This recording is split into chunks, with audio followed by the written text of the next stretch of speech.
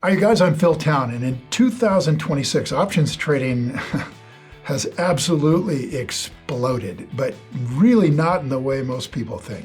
It isn't any longer just meme stocks and Reddit forums, driving the volume on GameStop or something. Now it's zero-day options expiring within hours. It's AI stocks swinging 5% in a single day. And the thing is, a lot of it is led by retail traders, right? Just ordinary people placing leveraged bets from their phones, trying to make $1 bazillion right away. Option volume is just smashing out there, and a large chunk of that activity is short-term speculation. Now, from broker and regulatory data and from industry surveys, we know that only about 10% of options traders make money over time, and about 90% lose. And day trading is a whole lot worse. Over a 5-year period, only 1% make money, 99% lose, and FINRA, which is the private SEC regulator, reports that 72% of people lose money in year one doing that kind of trading. So here's the part nobody talks about. Some of the most disciplined value investors in the world, including people in Warren Buffett's orbit,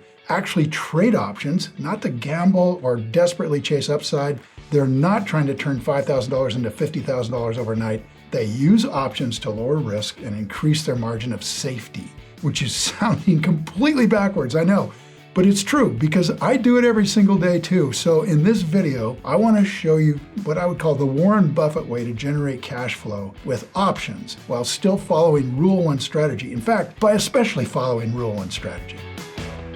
Okay, now before we get into the strategy itself, we need to make sure that we're crystal clear on what options actually are. Now, at their core, options are simply contracts between two investors. There are two main types of options, calls and puts. Now, you can Google the textbook definition of these options, but I'm going to just use a metaphor. Let's say that your house is on a golf course, okay, and it's worth about $1 million.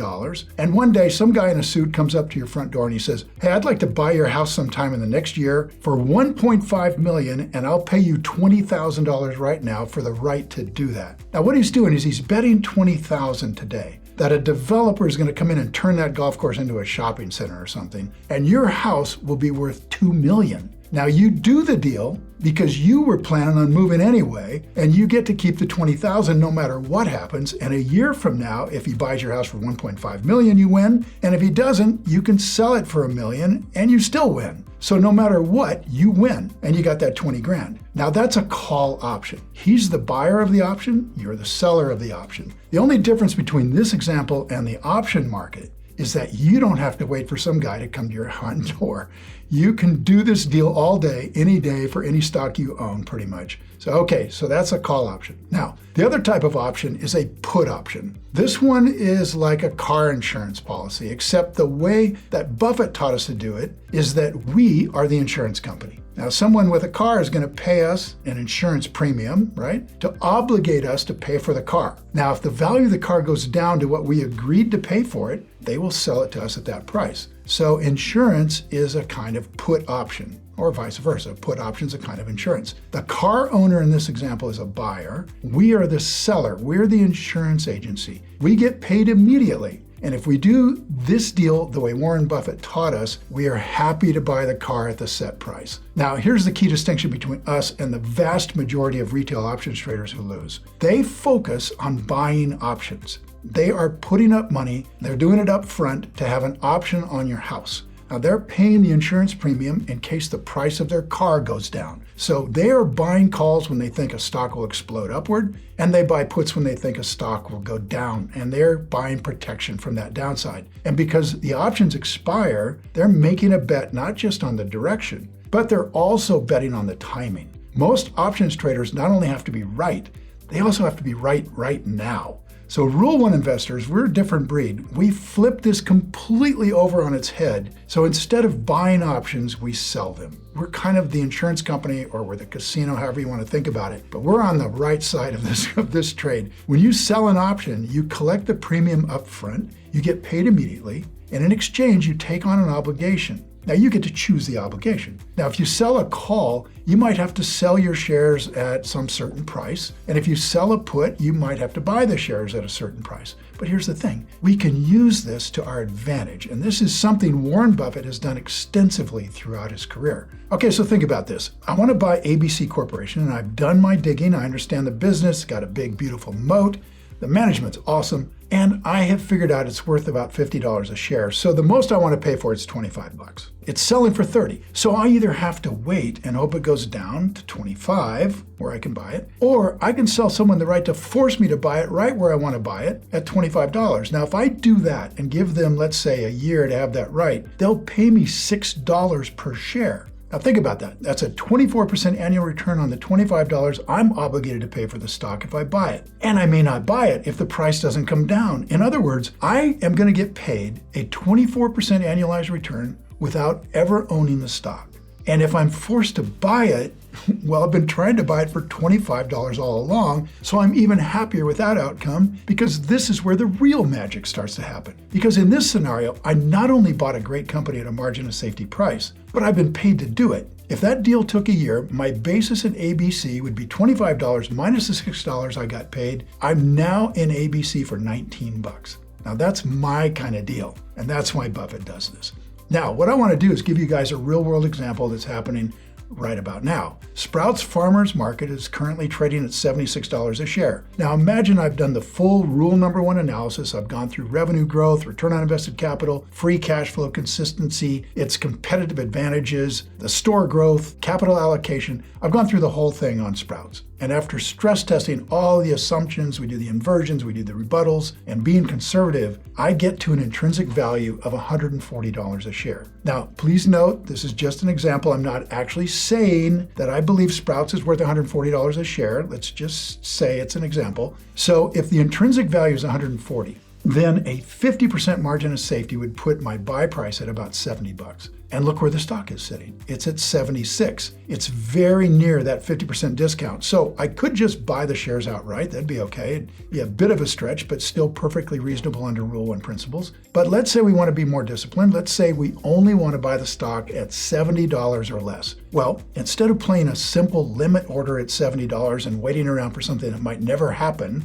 right, for the stock price to drop, we can sell a put option with an agreed buy price of $70, expiring, let's say, in 1 month, okay? So what are we doing when we do that? Well, we're telling the market, I am happy to buy Sprouts at $70 anytime in the next month. Now, in exchange for me making that commitment, we get paid immediately, just like your insurance company. So let's say that 1 month put that is at $70 is trading for right around $1.50 a share right now. Now that means somebody is willing to pay me $1.50 per share for the right to sell me that stock at $70 if the price comes down. Now, I also get that $1.50 per share immediately, so let's not forget that. I put it in my pocket. And if I do that deal every month for a year, I'm going to collect $1.50 a month. That assumes everything stays even, which is going to move around and stuff, but let's just say I'll be collecting $1.50 a month times 12, which is $18. And that's a 25.7% annualized return. And these, by the way, are real numbers in the real world, okay? Now let's walk through the two possible outcomes. Outcome number one, Sprouts never drops to $70. The option expires worthless. We keep the $1.50, and then we sell that put option every month.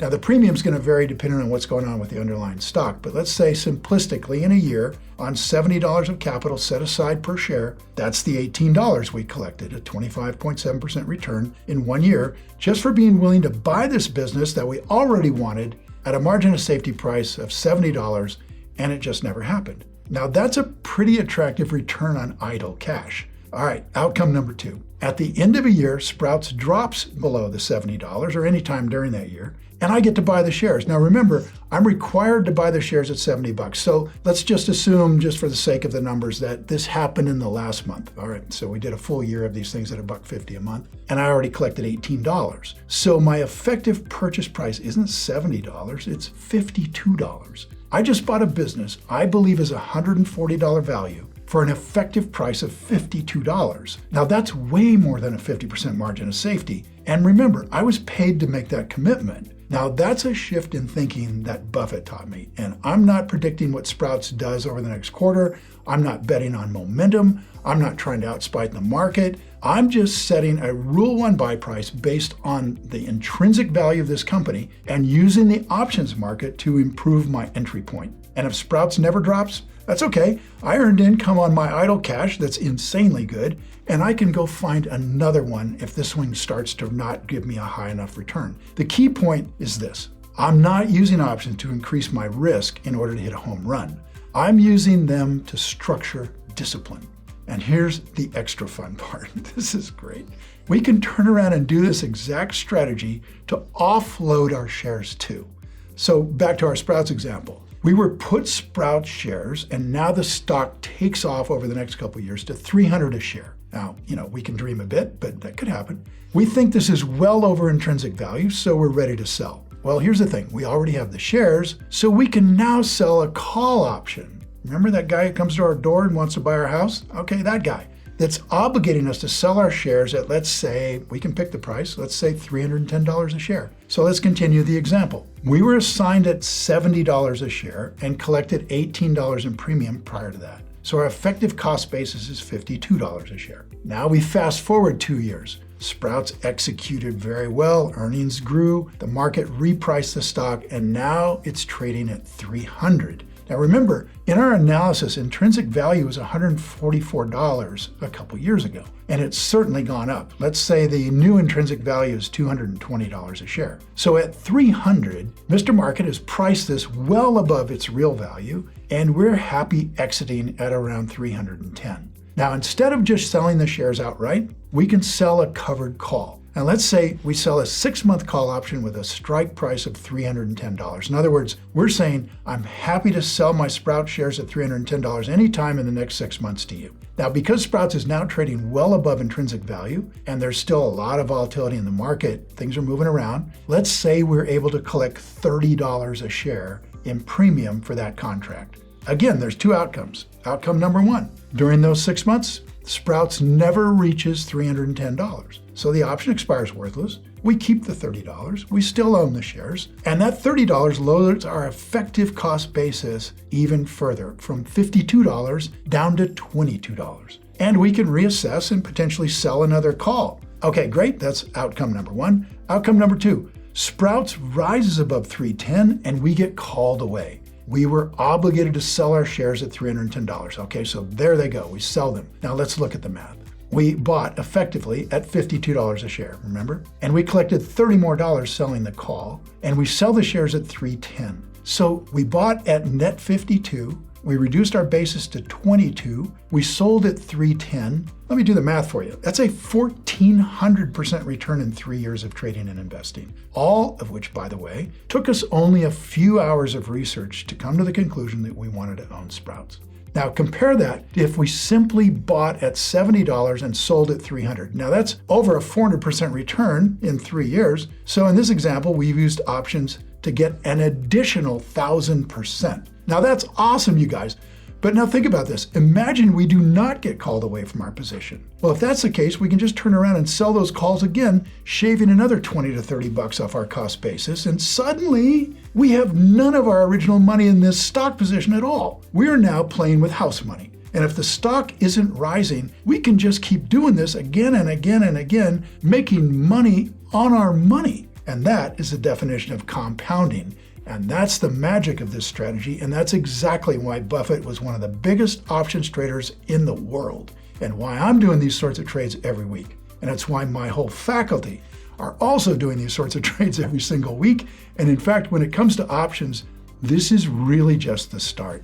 So you guys, with that said, I just wanted to let you know that if all of this sounds like something you'd like to know more about, this is exactly the sort of stuff we teach in detail. On our 3-day online investing workshop, we go over all this options ideas, plus even more when it comes to options. definitely blow your mind when you see what else we can do. And the stats don't lie. We've taught this workshop to over 25,000 people. We consistently get amazing testimonials and feedback. And if you'd like to join me and the Rule One team of coaches entirely online for 3 days of learning, just sign up for the next workshop, you guys. The links are in the description and the pinned comment. It'll cost you less than a new pair of sneakers to come to this workshop. We don't sell anything there, guys. It's all training, and I'd love to see you there. But apart from that, thanks for watching. Now go play.